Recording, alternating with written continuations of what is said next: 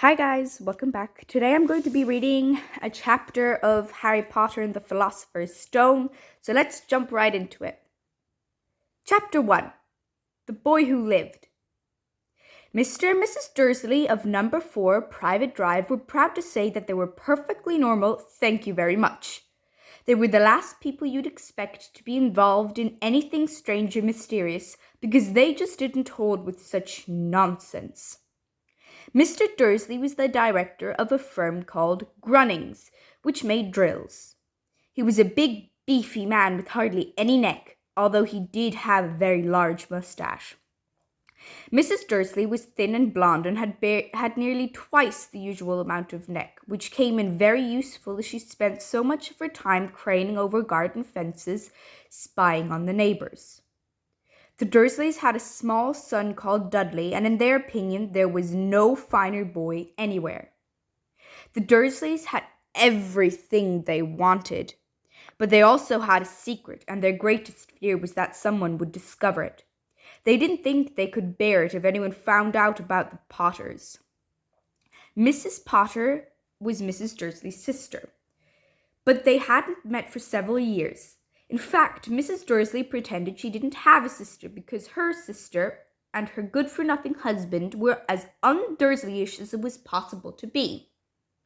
The Dursleys shuddered to think what the neighbors would say if the Potters arrived in the street. The Dursleys knew that the Potters had a small son too, but they had never even seen him. This boy was another good reason for keeping the Potters away.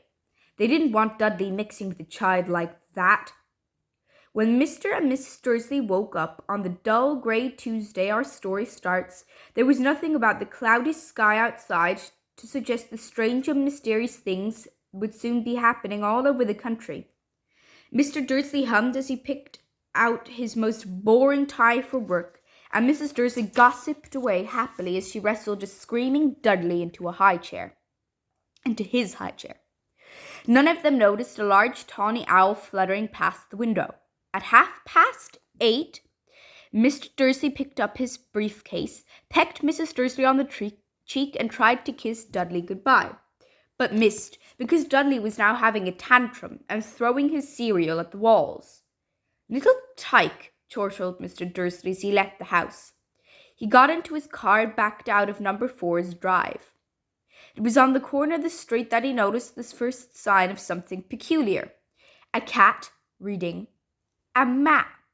For a second, Mr. Dursley didn't realize what he had seen. Then he jerked his head around to look again. There was a tabby cat sitting on the corner of Private Drive. But there wasn't a map in sight. What could he have been thinking of? It must have been a trick of the light. Mr. Dursley blinked and stared at the cat. It stared back. As Mr. Dursley drove around the corner and up the road, he watched the cat in his mirror. It was now reading the sign that said Private Drive. No, looking at the sign. Cats couldn't read maps or signs. Mr. Dursley gave himself a little shake and put the cat out of his mind. As he drove towards town, he thought of nothing except a large order of drills he was hoping to get that day. But on the edge of town, drills were driven out of his mind by something else. As he sat in the usual morning traffic jam, he couldn't help noticing that there seemed to be a lot of strangely dressed people about. People in cloaks. Mr. Dursley couldn't bear people who dressed in funny clothes. The get-ups you saw on young people. He supposed this was some stupid new fashion.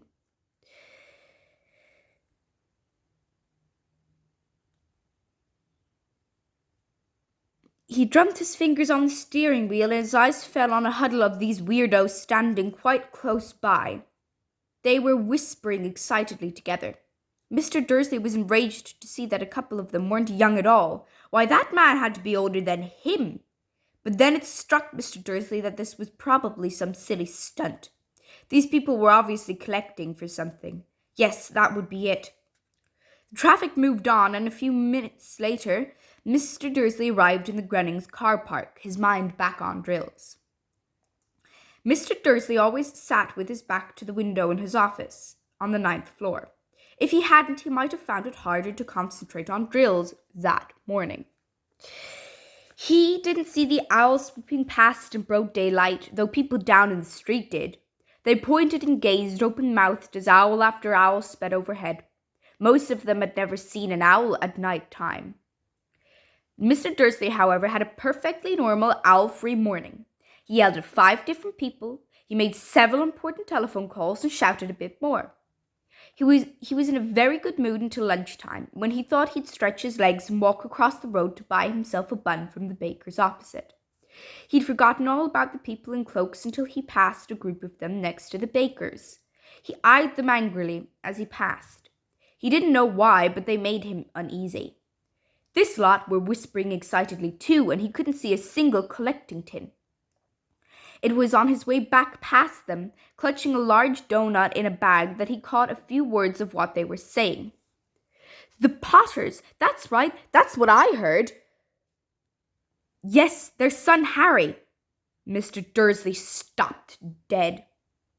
Fear flooded him. He looked back at the whisperers as if he wanted to say something to them, but thought better of it. He dashed across the road, hurried up to his office, snapped at his secretary not to disturb him, seized his telephone, and had almost finished dialing his home number when he changed his mind. He put the receiver back down and stroked his mustache, thinking. No, he was being stupid. Potter wasn't such an unusual name. He was sure there were lots of people called Potter who had a son called Harry. Come to think of it, he wasn't even sure his nephew was called Harry. He'd never even seen the boy. It might have been Harvey or Harold.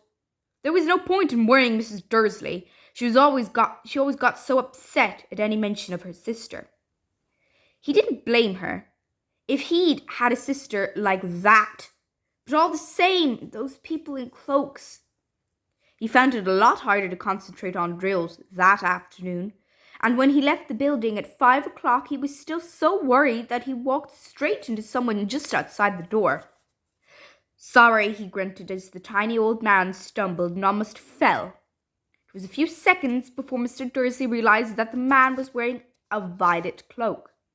He didn't seem at all upset at being almost knocked to the ground. On the contrary, his face split into a wide smile.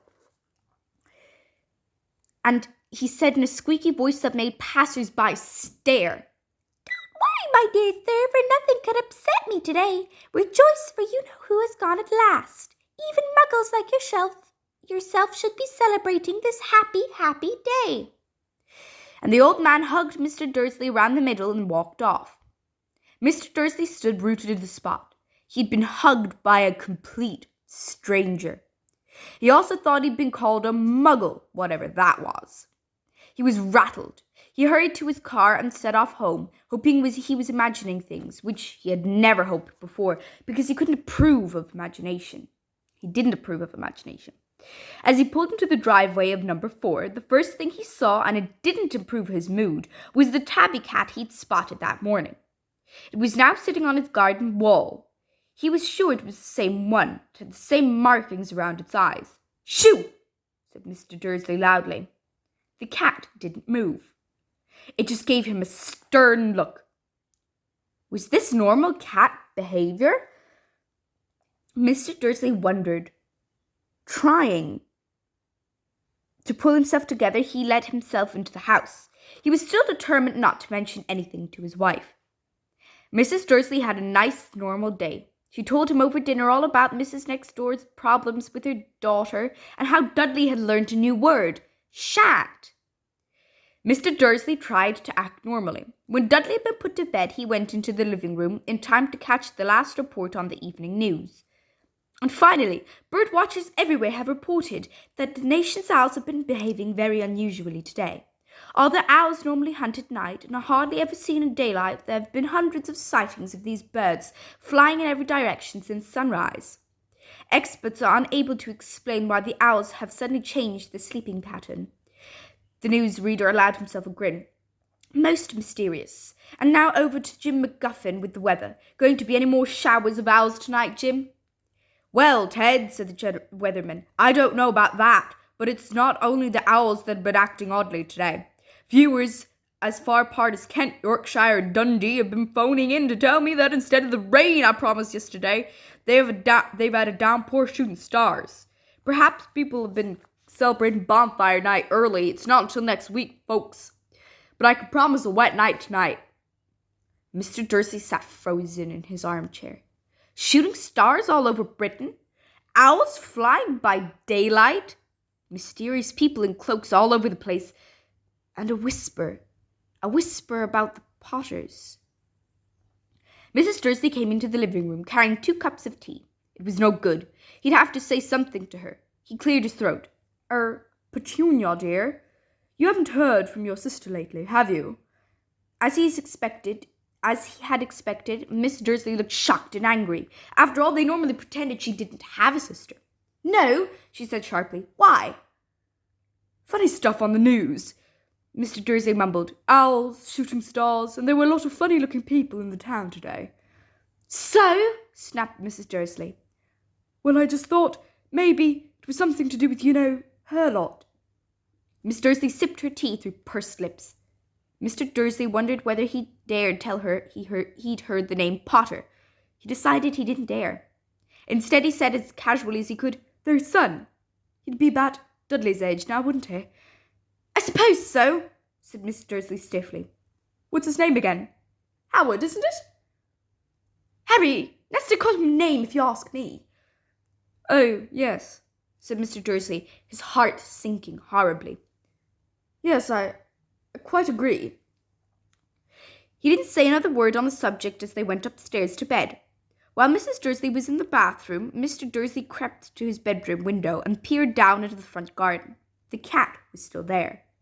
It was staring down Private Drive as though it was waiting for something. Was he imagining things? Could all this have anything to do with the Potters? If it did, if it got out that they were related to a pair of... Well, he didn't think he could bear it. The Dursleys got into bed.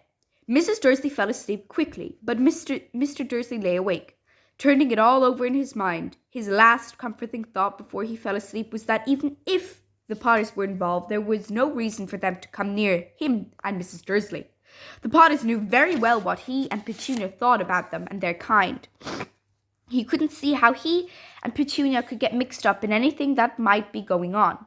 He yawned and turned over. It couldn't affect him. How very wrong he was. Mr. Dursley might have been drifting into an uneasy sleep, but the cat on the wall outside was showing no sign of sleepiness. It was sitting as still as a statue, its eyes fixed unblinkingly on the far corner of Private Drive. It didn't so much as quiver when a car door slammed in the next street, nor when 2 owls swooped overhead. In fact, it was nearly midnight before the cat moved at all. A man appeared in the corner. The cat had been watching, appeared so suddenly and silently you'd thought he just popped out of the ground. The cat's tail twitched and its eyes narrowed. Nothing like this man had ever been seen in Private Drive. He was tall, thin, and very old, judging by the silver of his hair and beard, which were both long enough to tuck into his belt. He was wearing long robes, a purple cloak which swept the ground, and high-heeled buckled boots. His blue eyes were light, bright, and sparkling behind half-moon spectacles, and his nose was very long and crooked, as though it had been broken at least twice. This man's name was Albus Dumbledore. Albus Dumbledore didn't seem to realize that he had just arrived in a street where everything from his name to his boots was unwelcome. He was busy rummaging in his cloak, looking for something, but he did seem to realize that he was being watched because he looked up suddenly at the cat. He was being watched because he was... For some reason, the sight of the cat seemed to amuse him. He chuckled and muttered, "I should have known." He had found what he was looking for inside his pocket. It seemed to be a silver cigarette lighter. He flicked it open, held it up in the air, and clicked it. The nearest street lamp went out with a little pop. He clicked it again, and the next lamp flickered into darkness. 12 times he clicked the put-outer, until the only lights left in the whole street were 2 tiny pinpricks in the distance, which were the eyes of the cat watching him. If anyone looked out of the window now, even beady-eyed Mrs. Dursley, they wouldn't be able to see anything that was happening down on the pavement. Dumbledore slipped the put-outer back inside his cloak and set off down the street towards number 4, where he sat down on the wall next to the cat. He didn't look at it, but after a moment he spoke to it.